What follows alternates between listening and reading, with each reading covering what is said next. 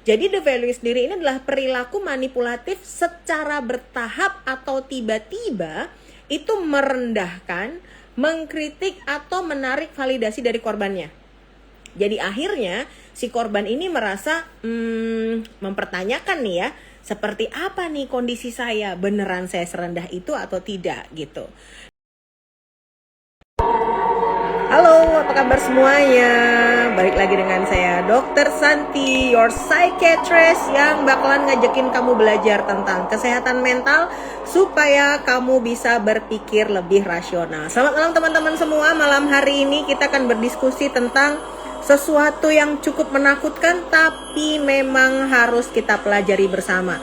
Kenapa? Karena ilmu tentang menghadapi manipulasi yang bentuknya adalah devaluing kayak gini, ini penting banget supaya teman-teman tidak menjadi korban dalam hubungan yang sifatnya adalah toxic relationship atau relationship yang tidak sehat. Halo, selamat malam semuanya yang sudah bergabung di malam hari ini. Kita akan bahas tentang metode manipulasi devaluing. Kenapa aku bahas? Karena mungkin teman-teman akhir-akhir ini pernah mendengar ya kata-kata that simple. Nah, ini nih pembahasannya malam hari ini. Kita bahas lebih detail tentang apa sih sebenarnya teknik devaluing gitu ya. Jadi kita akan membahas tentang mekanisme, bagaimana metodenya dan efeknya kepada korban gitu ya. Disclaimer. Halo, salam Dr. Aryani, ditunggu ya periwitannya ya. Disclaimer bahwa IG Live di malam hari ini bukan merupakan forum konsultasi resmi. Teman-teman kalau misalnya mau konsultasi, harap ketemu saya di apotek, rumah sakit, klinik, atau telekonsultasi gitu ya. Kalaupun ada pembicaraan, lucu-lucuan, seru-seruan, itu adalah bagian dari komunikasiku bersama teman-teman yang join di IG Live di malam hari ini.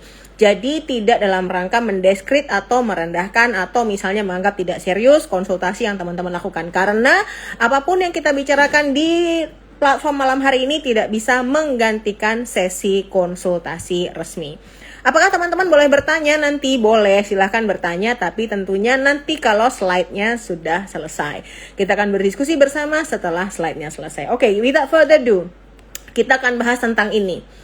Jadi sebenarnya di beberapa waktu yang lalu itu trending banget tuh ya salah satu statement dari seseorang yang kemudian menjadi satu memes yang cukup tinggi viewsnya berupa dengan perhitungan matematika gitu ya, dimana kemudian sepertinya pembicaraan itu harusnya sesimpel itu. Jadi membuat komunikasi itu seakan-akan menjadi kalau susah ditangkap oleh korban berarti si korban ini quote unquote tidak cerdas gitu. Jadi sebenarnya devaluing ini apa? Devaluing ini tuh fase dalam siklus relasi manipulator gitu ya. Biasanya setelah idealization atau love bombing gitu ya, seakan-akan menyayangi banget, seakan-akan mencintai banget, memberikan segala perhatiannya, kemudian mulai itu masuk fase-fase devaluing. Jadi devaluing sendiri ini adalah perilaku manipulatif secara bertahap atau tiba-tiba itu merendahkan, mengkritik atau menarik validasi dari korbannya. Jadi akhirnya si korban ini merasa mempertanyakan nih ya, seperti apa nih kondisi saya, beneran saya serendah itu atau tidak gitu. Dan situasi kondisi kayak gini ini tentunya belum tentu disadari oleh korban. Itulah kenapa malam hari ini kita perlu belajar bareng-bareng. Siapa tahu teman-teman tuh gak sadar kalau teman-teman tuh sedang di devaluing. Nah di devalue ini apakah selalu hubungannya pacaran? Oh enggak. Bisa orang tua ke anak, bisa anak ke orang tua, bahkan bisa partner kerja atau mungkin atasan kerja. Nah sebenarnya apa tujuan dari devaluing? Wah enggak dok, dia cuma marah-marah aja. Bedakan ya. Kalau dia cuma marah-marah aja, biasanya kontennya itu tidak mengandung unsur-unsur yang merendahkan. Ya, tapi kalau devaluing ini nih memang mengembalikan rasa kontrol dan superioritas tuh si pelaku bahwa aku jauh lebih hebat daripada kamu, bahwa aku nih hebat, kamu tuh nggak hebat, bahwa aku ini pinter, kamu itu nggak terlalu pinter, aku bingung, takut ya salah disensor ya kata-kata hampir nyeplos kan. Kemudian menguji seberapa jauh korban itu mau bertahan. Jadi justru di-challenge banget gitu. Kalau misalnya korban bertahan, gaspol remblong gitu ya. Kemudian menciptakan ketergantungan emosional. Jadi teman-teman jangan salah, trauma bonding itu bisa dibuat loh. Trauma bonding tuh bisa di-create gitu. Sehingga akhirnya terjadi relationship atau relasi yang berkaitannya itu dengan menikmati rasa sakit bersama. Nah, ini berbahaya. Kenapa? Akhirnya ngerasa sependeritaan, sefrekuensi gitu ya. Jadi apa yang terjadi sama kita kok relate banget, klik banget, kita saling mendorong, saling membantu, mendorong masuk ke jurang yang benar ya kan. Jadinya malah repot. Padahal sebenarnya di-create seakan-akan memiliki situasi atau kondisi yang sama. Padahal enggak dibikin.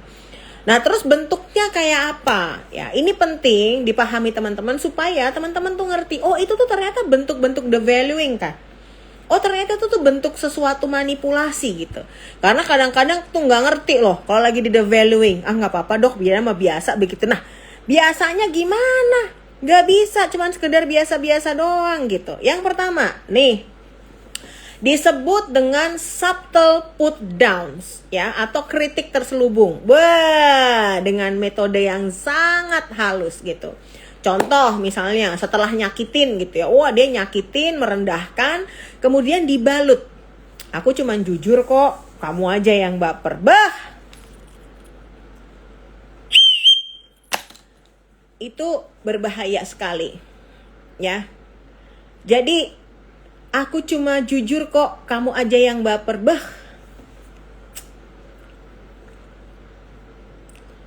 Maknanya aku bener, kamu yang bermasalah. Jadi ketika ada seseorang menggunakan statement-statement kayak gitu, itu sebenarnya nge-devalue pendapat korban. Kalau kamu nggak setuju, kalau kamu nggak sefrekuensi sama aku, artinya kamu yang bermasalah, aku yang bener.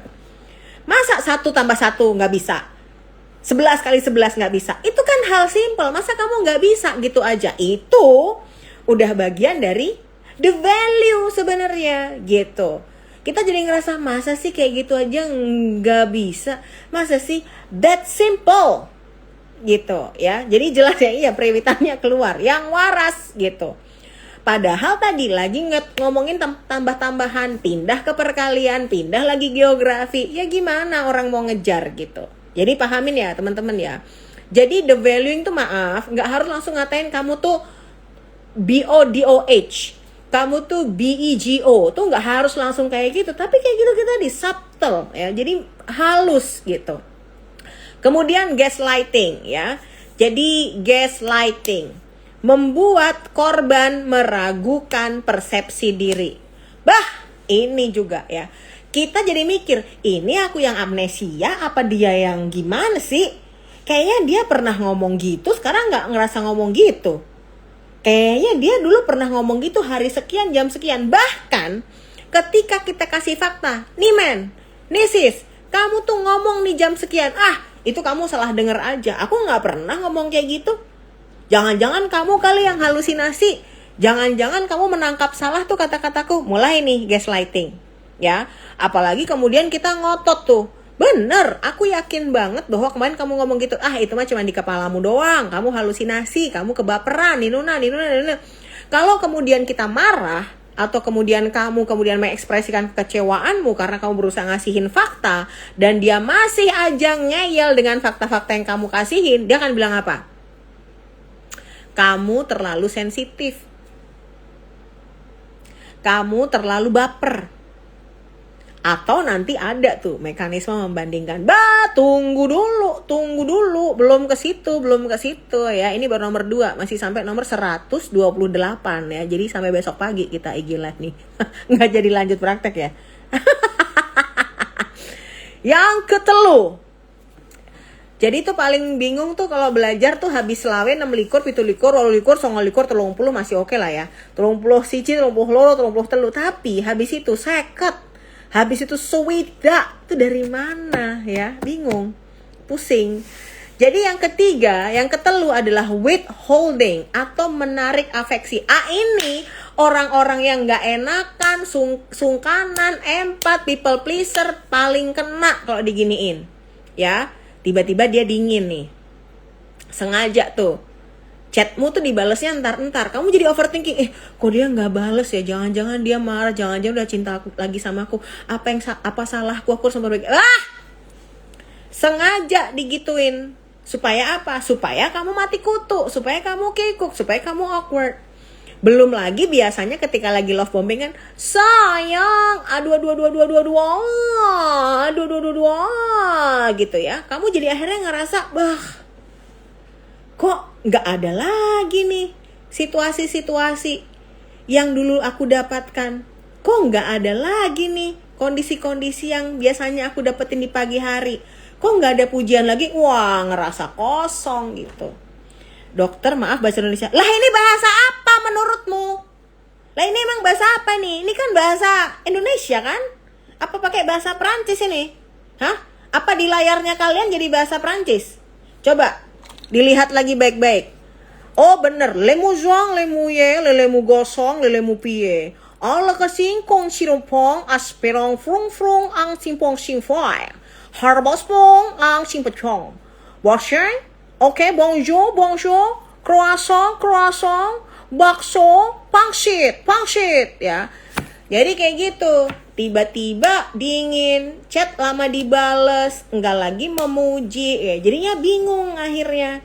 Ngerasain apa, bingung, nggak ngerti gitu. Apalagi ketika nih kemudian kamu approach, masuk lagi, aku lagi capek, jangan manja, aku butuh turun lejor.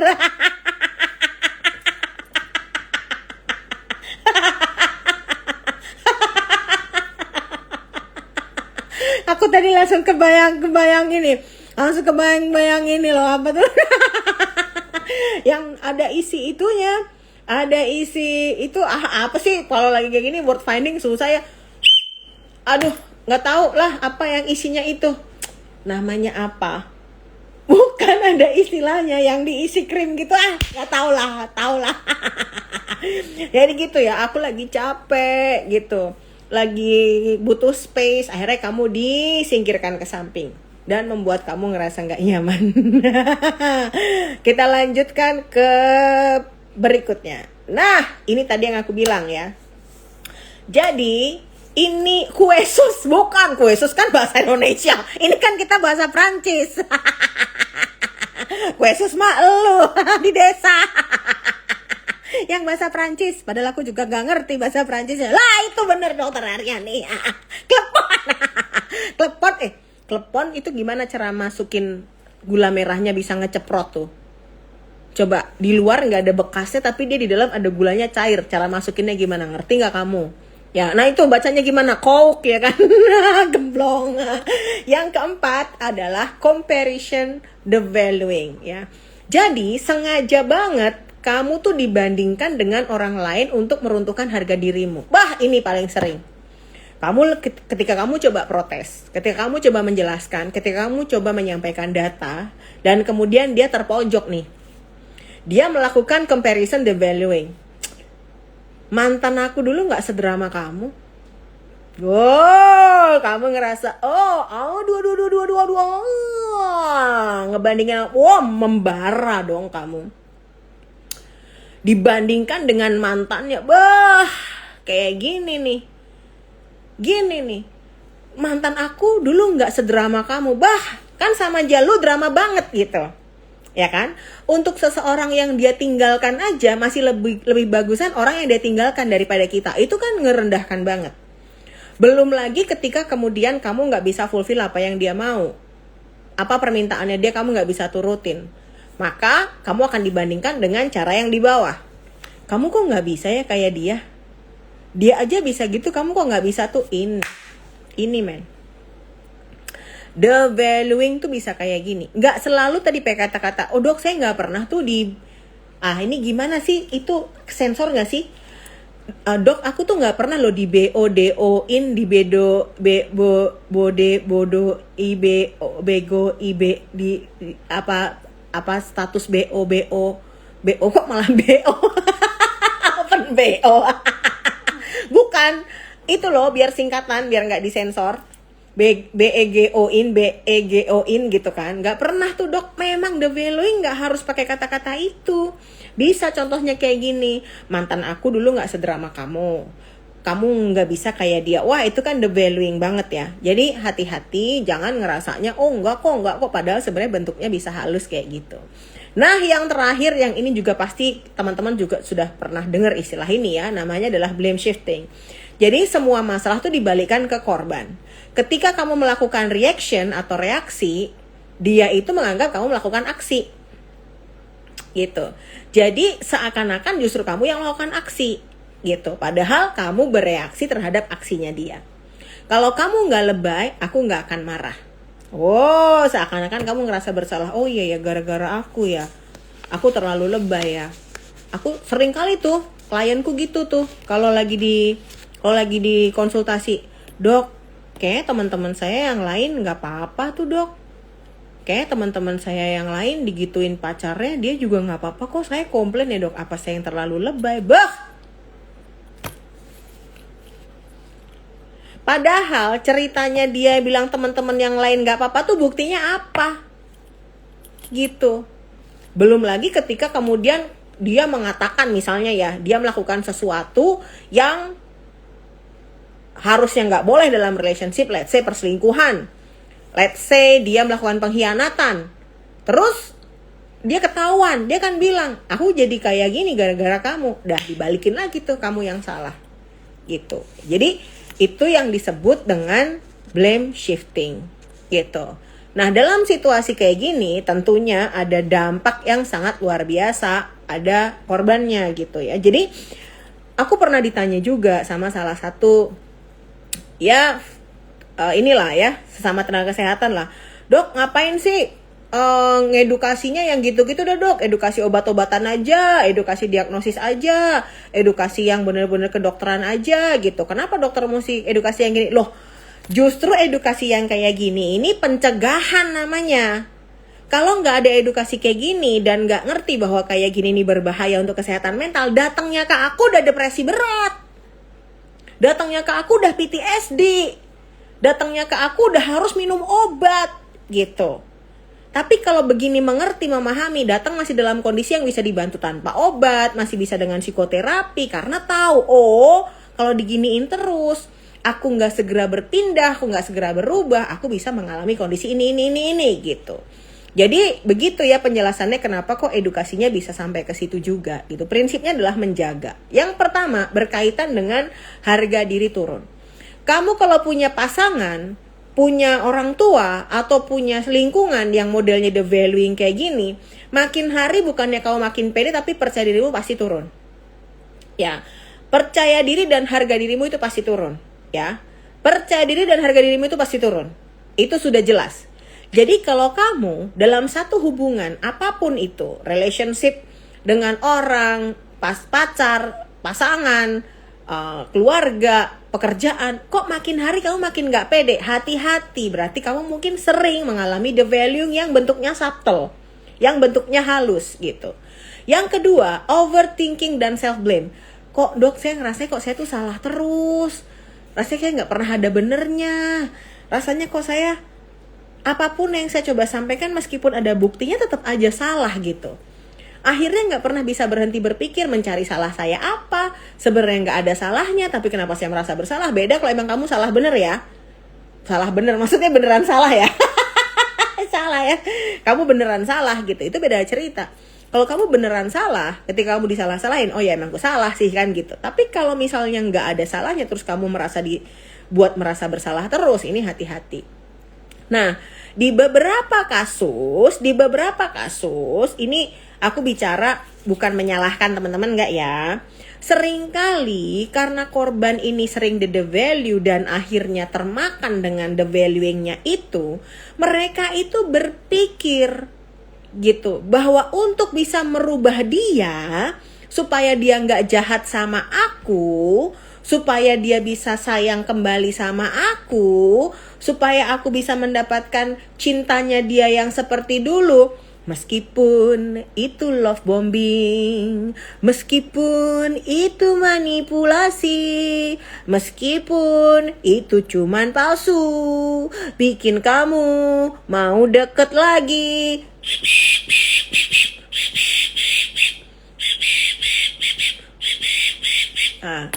manis kan. Aku memang sering les olah vokal ya, jadi suaraku tuh nyanyi ngarang aja merdu banget kan, nggak ada fales-falesnya. Ya gitulah kelebihan saya. Jadi padahal fantasi-fantasi tentang keindahan itu adalah metode manipulasi yang lain. Tapi si korban itu mempercayai bahwa itulah dia yang sebenarnya. Itulah dia yang sebenarnya betul-betul mencintai saya. Dia menjadi begini, dok, karena saya itu gak nurut sama dia. Karena saya gak pernah bisa memenuhi kebutuhannya dia. Karena saya tidak mendengarkan dia. Pokoknya salahmu semua itu dijadikan excuse bahwa dia berubah tidak mencintai kamu lagi. Sehingga akhirnya mekanisme yang ada di otak korban adalah, oh, saya harus berubah menjadi lebih baik, dok, supaya dia berubah lebih mencintai saya.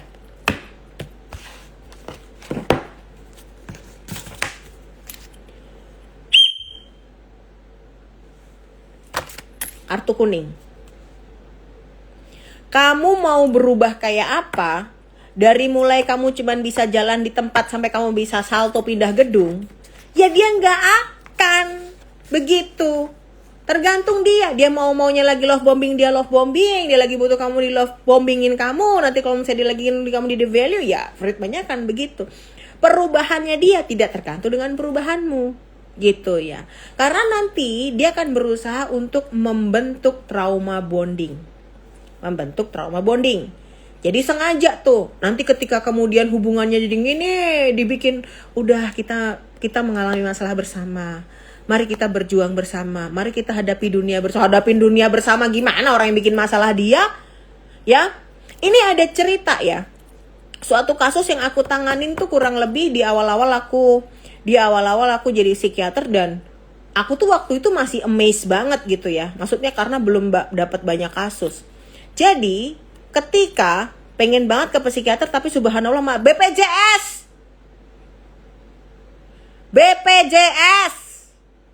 ke psikiater bisa BPJS ya. Kalau kamu punya BPJS, pakai BPJS-nya ya, meskipun kalau nggak pakai BPJS emang mahal sih. Jadi itu ceritanya gini kan, I still have sometimes, right? Jadi ceritanya tuh gini, waktu itu kejadiannya si pelaku ini dia melakukan perselingkuhan multiple times ya. Perselingkuhan multiple times. Ada adikku kesayangan, Julian. Halo Julian, kamu udah balik ya? Aku nanti lanjut ajarin PMS ya Julian ya. Jadi si pelaku ini dia multiple infidelity, melakukan kekerasan juga, sampai dikasuskan ke polisian.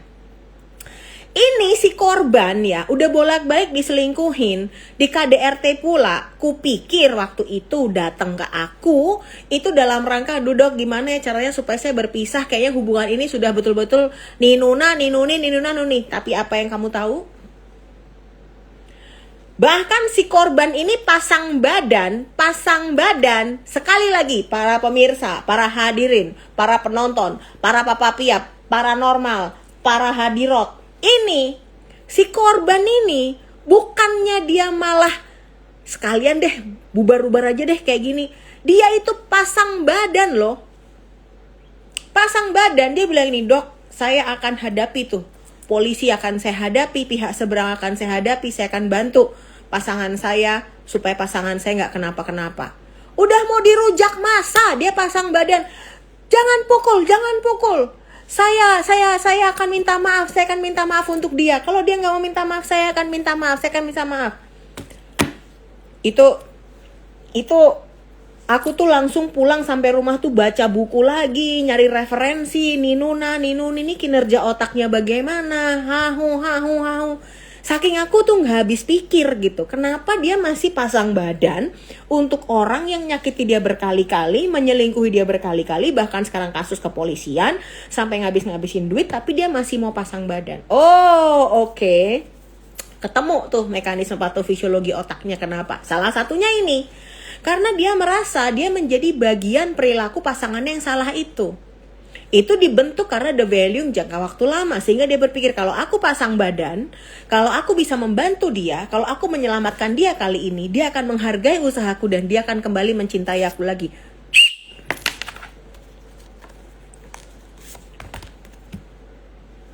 Baiklah, karena sudah kartu merah, berarti kita akhiri permainan sepak bola kita di malam hari ini. Ya, udah kartu merah, men. 1 kali 45 menit kartu merah nih. Ya, dulu itu membuat aku bingung, tapi setelah aku pelajari, mekanisme kerja otaknya begitu, itunya begini, akhirnya menjadi make sense, dan akhirnya aku jadi oke. Berarti dalam kondisi begitu, apa yang harus aku bantu pada korban supaya korban bisa lebih firm, supaya korban bisa lebih menghargai dirinya sendiri, supaya korban tahu value-nya dia di mana, bahwa value-nya dia bukan harus dengan merubah diri untuk merubah pasangannya. Jadi harus memahami bahwa value-nya itu tidak berarti akan menjadi bagus ketika pasangannya itu approve. Oke, karena kamu sudah bela aku biar gak ditonjokin orang, you are value. Kamu sudah menjaga aku dari amukan massa, maka kamu layak dicintai. Oh, gak bisa. Itu yang akhirnya, mulai sejak itu aku mempelajari bagaimana membantu korban untuk bisa lebih menghargai diri gitu. Tujuannya adalah seperti itu gitu ya. Oke, berikutnya kita pasti akan ngomong tentang cara menghadapi ya. Karena kan tadi kita udah ngomong tuh dampaknya, trauma bonding, ini. Nah, gimana tuh caranya menghadapi ketika seseorang itu mengalami devaluing? Sekarang udah tahu. Udah tahu kan sekarang kan diapain tuh devaluing tuh kayak apa. Nah, sekarang kita mesti mengetahui nih, kalau kemudian nggak sengaja, Dok, saya ngalamin devalue, apa yang harus saya lakukan? Ini ya, mempelajari pola atau pattern awareness itu penting. Itu yang membedakan sekedar berkonflik aja. Namanya kadang kalau konflik ya, ini kan kamu nih ya, kalau konflik itu kan kadang-kadang mulutmu tuh juga jahat ya kan. Kalau lagi berantem tuh pingin banget nyakitin pasangan. Oh dok, saya ya dok, kalau belum pasangan saya sakit ngilu ginjalnya dok, kalau belum saya pelintir itu ya dok, heparnya dia ya, livernya dia belum saya gejrotin, saya belum puas tuh gitu. Nah, tapi bedain sama the value gitu ya. Kadang-kadang kan mulutmu tuh sering pengen jahatin. Kalau berantem tuh harus perih dong. Kalau nggak perih itu bukan berantem. Kalau udah saya bikin perih, saya kecerin itu jeruk di atasnya, makin pedih gitu ya. Takut. Jadi benar-benar bedakan. Kalau bentuk-bentuk manipulasi, contohnya the value, itu tuh bukan konflik biasa, tapi ini pola kontrol. Ya, jadi pola kontrol. Kalau pada beranteman yang kalian lakukan saling menyakiti tuh ya, dan kemudian mungkin merendahkan, itu bentuknya salah, bentuknya bisa merasakan dua-duanya tuh punya kepuasan untuk bisa saling menang ya. Gitu, baku hantam. Tapi kalau pada kasus-kasus yang devaluing ini, korban itu akan terus menyalahkan diri. Ya, korban itu akan terus menyalahkan diri. Itu bedanya gitu. Ya, jadi kalau polanya di setiap kali pertengkaran, di setiap kali perdebatan, di setiap kali konflik, munculnya adalah selalu ada korban yang selalu merasa bersalah dan disalahkan terus. Ini yang disebut dengan pola devaluing. Jangan lupa ya, dalam pola ini ada idealization, ada love bombing, ada devaluing, dan pola-pola yang lainnya gitu. Jadi ini adalah bagian dari pola dibentuk supaya korban tuh merasa dirinya rendah dan selalu salah. Bukan berantemanmu yang cuma cicit, lagi kesel tuh saling, kamu ya. Nggak boleh nyanyi, nanti jadi King Nasar ya. Jadi kayak gitu. Jadi berbeda ya. Nah, kita lanjutkan. Apalagi yang mesti kita lihat tuh dalam situasi-situasi begitu. Teknik Grey Rock harus kamu pelajari. Gitu ya. Jadi harus kamu pelajarin teknik Grey Rock. Kemarin kita udah belajar ya teknik Grey Rock ya. Jadi kalau menghadapi kasus-kasus yang sifatnya kamu pahami kamu tidak akan menang, udah gak usah nantang perang. Ini kadang-kadang yang agak susah tuh kayak gini nih, dok saya gak puas, pokoknya saya harus berantemin balik. Pertanyaannya, kamu berantemin balik tuh pernah menang apa kagak gitu loh. Sekarang mikir, jangan berpikir kayak Indonesia maju perang bambu runcing sana senapan terus bisa. Jangan salah, modalnya tuh bukan masalah, bukan kita sakut di pelintir gitu ya. Dok, tapi ini kalau aku jelasin tuh ke pasienku kan kadang gitu, kamu ngerti gak kalau kamu tuh gak bakalan menang? Ya, kamu ngerti gak kalau kamu tuh bakalan keok lagi? Ngapain gitu kamu lanjutin peperangannya? Saya biar puas dok. gitu. Saya biar gini dok pertanyaannya, terus dia bilang Indonesia ya dok, zaman dulu bambu runcing bisa mengalahkan senjata api. Sebentar, gini loh, itu kamu mesti lihat Indonesia yang pakai bambu runcing. Kita nggak mengecilkan arti bambu runcing, tapi jangan salah, orangnya banyak ya, orangnya banyak. Dan dia diserang ketika bule-bule itu lagi tidur itu. Kan dia rabun ayam noh. Diserang itu ketika rabunnya lagi. Artinya kemudian nggak berstrategi gitu loh kan. Artinya bukan nggak berstrategi. Oke, bambu runcing doang. Siang bolong. Abis dong kita. Makanya kenapa ada yang namanya perang gerilya. Ini sebenarnya pelajaran apa? Kenapa sampai sejarah men? Mengumpamakan bambu runcing. Gitu. Ya ini apa?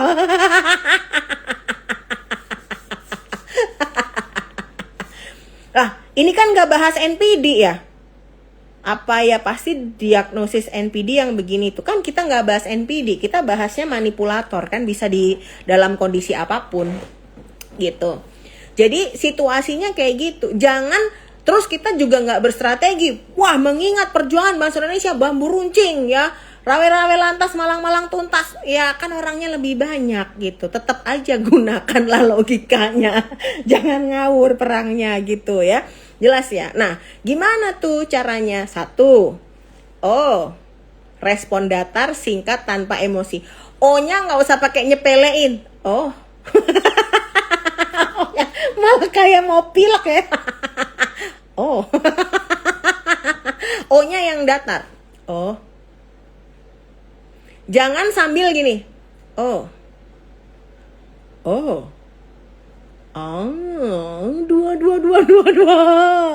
Jangan. O-nya tuh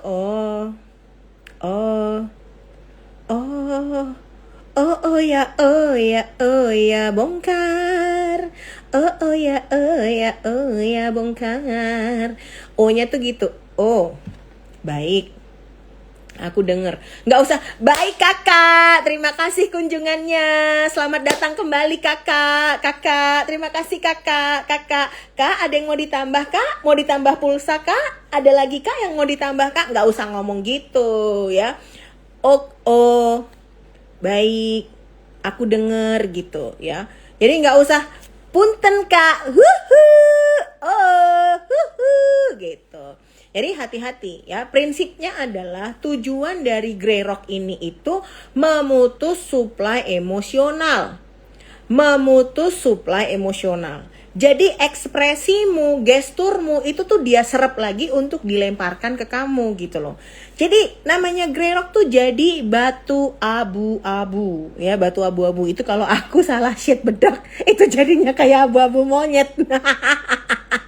Itu aku kalau salah bedak tuh kayak gitu. Yang terakhir, perkuat boundary ya, bukan argumen.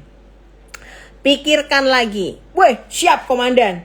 Ini baru sadar kalau barusan fotonya itu ya. Jadi, kamu tuh jangan berargumen. Karena kenapa? Argumen dengan manipulator, tujuanmu adalah menyampaikan kebenaran, tujuannya dia mencari pembenaran. Jadi yang gak akan ketemu. Kamu punya data pun dia sangkal kok sama dia. Gak bisa. Jadi kamu udah pikir, siap dok, saya mau perang dok besok dok. Doakan saya dok. Perang apaan? Saya udah punya data dok. Segini nih data saya dok. Wih komplit dok, komplit. Saya pakai buat nyerang dia, tetap aja keok. Orang datamu tuh akan disepelekan juga pada akhirnya. Jadi prinsipnya, akhiri dengan kata yang datar.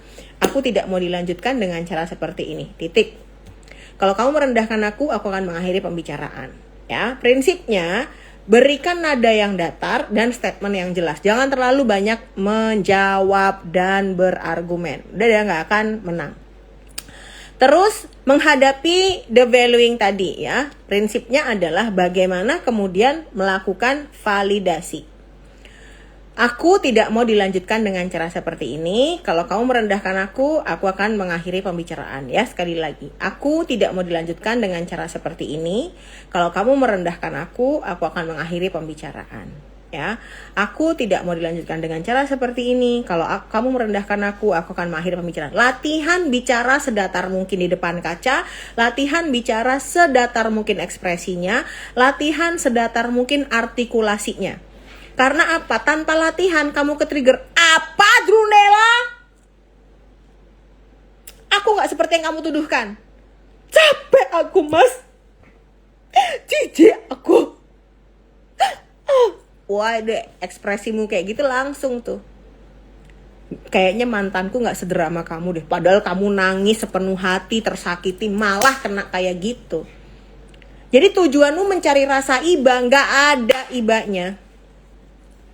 Malah nanti berujung kepada dibalikan lagi keadaannya gitu ya. Oke, yang terakhir, lakukan evaluasi realistis. Apakah perilaku ini berulang? Apakah ada akuntabilitas dari data-datanya dia? Apakah aku lebih sering cemas daripada tenang? Ya.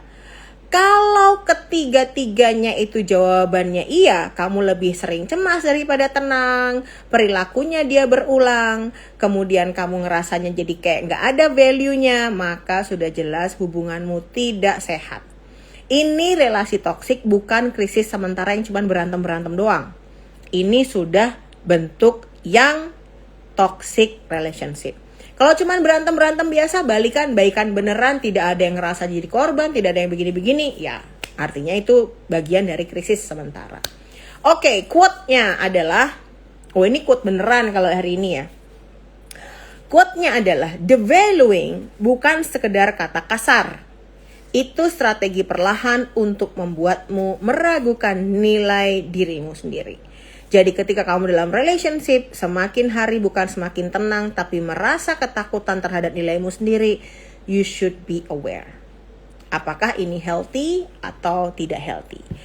Baiklah teman-teman semua, itu tadi yang bisa aku sampaikan berkaitan dengan devaluing. Kalau kamu nonton video ini di platform YouTube aku, please check out juga di Instagram profile aku di Santi_psychiatrist, or datengin juga TikTokku di dr.santi_psychiatrist. Kalau teman-teman nontonnya di Instagram atau di TikTok, boleh dong bantu aku subscribe di Dr. Santi Psychiatrist. Di bulan Februari nanti akan ada series baru di YouTube aku, judulnya The Sandal. Apa tuh? Ditunggu ya YouTube-nya di bulan Februari. Jadi jangan lupa subscribe dari sekarang supaya nanti di bulan Februari kamu bisa dapetin kontenku yang baru, The Sandal. Oke, baiklah. Itu tadi yang bisa aku sampaikan teman-teman berkaitan dengan metode manipulasi yang devaluing ya. Kenapa penting banget aku sampaikan? Ya karena berharap teman-teman bisa menyadari, bisa memahami bahwa mekanisme-mekanisme ini mungkin saja terjadi di lingkungan kita sehari-hari. Ya mungkin saja terjadi di teman, mungkin saja terjadi di sahabat kita yang mereka nggak menyadari bahwa mereka sedang dalam kondisi termanipulasi. Semoga video ini bermanfaat, semoga juga diskusi kita di malam hari ini membawa manfaat buat teman-teman. Apabila video ini bermanfaat, boleh dibagi banget untuk keluarga dan sahabat.